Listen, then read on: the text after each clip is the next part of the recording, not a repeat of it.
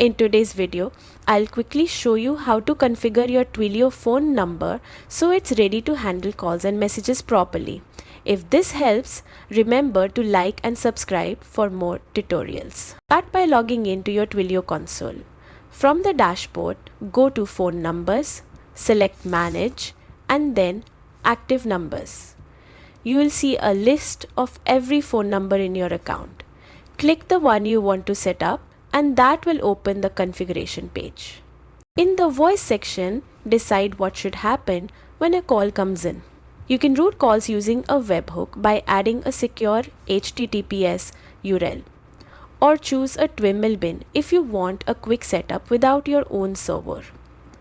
Twilio Functions and Studio Flow are also available if you want advanced call workflows like menus or automation.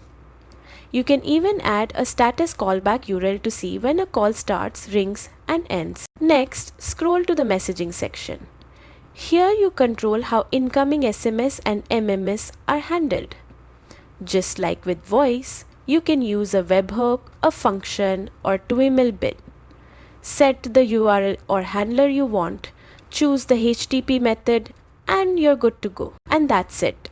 Your Twilio phone number is now fully configured and ready to use. Comment below if you want me to cover SMS automation or studio tutorials next. Thanks for watching and I'll see you in the next video.